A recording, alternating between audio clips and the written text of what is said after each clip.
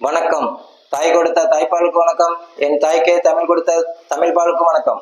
இன்னைக்கு பகுதி விகுதி என்றால் என்ன அதை மட்டும் பார்ப்போம். மலையாளம் அப்படிங்கிறது எப்படி பிரிக்கணும்னா, மலை கூட்டல் ஆழம் மலையாளம், தெலுங்கு கூட்டல் இங்கு தெலுங்கு, கண்ணன் கூட்டல் அடம் கன்னடம், கூஜர் கூட்டல் ஆத்தி கூஜராத்தி, மணி கூட்டல் பூ கூட்டல் ஊர் மணிப்பூர், மகர் கூட்டல் ஆட்டி மகராட்டி, பெண் கூட்டல் காளி பெங்காலி. இப்படி பகுதி விகுதியா பிரிச்சுன்னா ரெண்டு தான் பிரிக்கும். இந்த ரெண்டும் பிரிஞ்சுதான் பகுதி விகுதி. அவ்வளவுதான். நம்ம படிக்க வேண்டியது ஆழம்னா என்ன, மலைனா என்ன, தெலுங்குனா என்ன, அடம்னா என்ன, ஆத்தினா என்ன, கூஜர்னா என்ன அப்படிங்கிறத படிக்கணும். கூஜர் கூட்டல் ஆத்தி குஜராத்தி, கூஜர்னா என்ன, ஆத்தினா என்ன அப்படிங்கிறத படிக்கணும். இதுதான் கல்வி. இப்படி பிரிச்சு சொல்லி கொடுத்தாதான் கல்வி. ஆனா ஆத்தினா யாருக்கும் தெரியாது, கூஜர்னா என்னன்னு தெரியாது. கூஜா தூக்கிட்டு அலைகிறான், கூஜா தூக்குறான் அப்படிங்கிறாங்களா, அப்படின்னா என்னது தெரியாது. அதனாலதான் ஒவ்வொரு மாநிலமும் ஒவ்வொரு நாடு ஆகுற மாதிரி இருக்கு.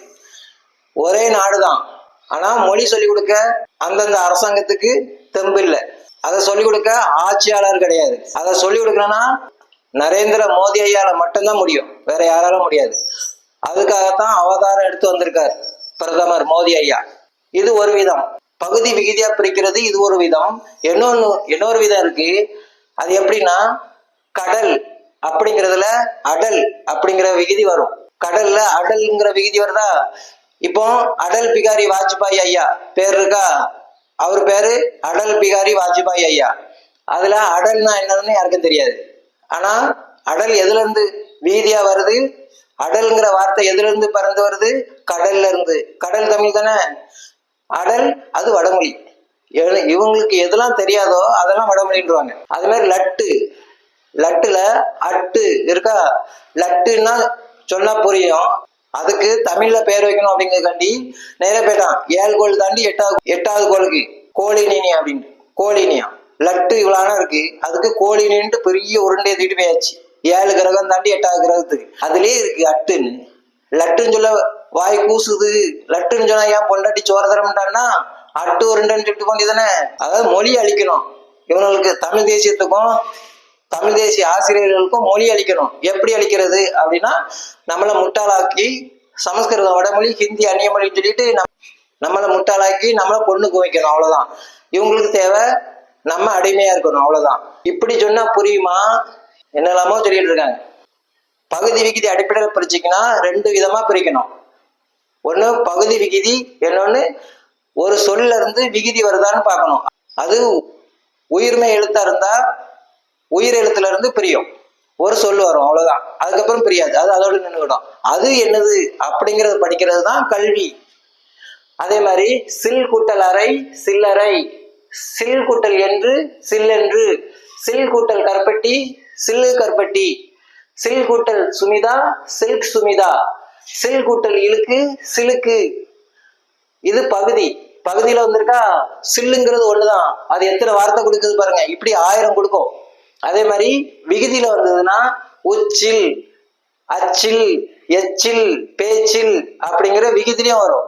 இப்ப படிக்க வேண்டியது சில் என்றால் என்ன அப்படிங்கிறத படிக்கணும். சில் அப்படின்றால் என்ன அப்படிங்கிறத படிச்சிட்டோம்னா நமக்கு அதுல உள்ள அர்த்தம் என்னன்னு தெரிஞ்சிடும். அது சில்லுன்னா என்ன அப்படிங்கிறது பகுதி விகுதியா மாறி மாறி பொருள் தரும் அப்படிங்கிறத நம்ம படிச்சிடணும். ஆனா சில்லுன்னா என்னன்னு சொல்லித்தந்தா தானே படிக்க முடியும்.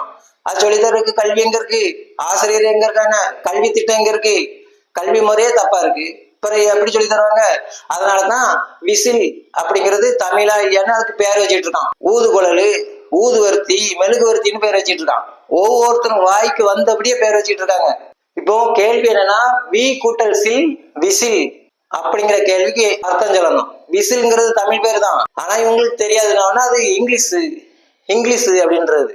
கேட்டாங்கன்னா அதுக்கப்புறம் கேட்டாங்கன்னா எங்கும் தமிழ் எதிலும் தமிழ்ங்கிறது. விசில்னா என்னன்னா அது வடமொழி, அது இங்கிலீஷ் அப்படிங்கிற. தெரிலன்னு சொல்லிட்டு போயேன். அதை விட்டு தமிழ் கிடையாது இங்கிலீஷுங்கிறது. காப்பிக்கும் அதே மாதிரிதான். காப்பி தமிழ் கிடையாதான், உடனே அது இங்கிலீஷ்னாச்சு. அதுக்கு பேர் வைக்காம குழம்பின்ட்டு. எப்படி பேர் வச்சேன்னா குதிரை காலை தூக்கி பார்த்து பேர் வச்சாங்க. குடிக்கிற காப்பிக்கு எவனாவது குதிரை காலை தூக்கி பார்த்து பேர் வைப்பானா? மனுஷங்களா நீங்க? சில்லுன்னா என்னன்னே தெரியாது, இப்படி பிரிச்சு எழுத தெரியாது. இப்படி பிரிச்சு சில்லுன்னா என்ன, அரைனா என்ன, கருப்பட்டினா என்னன்னு படிச்சாதானே புரியும்.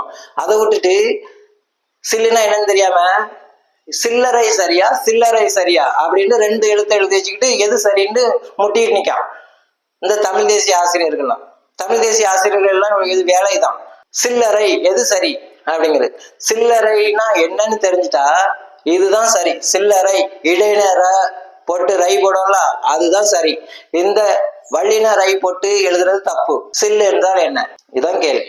இதை படிக்கிறதா, இதை கற்றுக் கொடுக்கறதுக்கு பேர் தான் கல்வி. அந்த கல்விய பிரதமர் நரேந்திர மோடி ஐயா வந்துதான் சொல்லிக் கொடுக்க முடியும். அவரால் மட்டும்தான் முடியும். வேற யாராலும் சொல்லிக் கொடுக்க முடியாது. தர்மத்தின் வாழ்வுதனை சூது கவ்வும், பின் இறுதியில் தர்மமே வெல்லும். ஜெய்ஹிந்த்.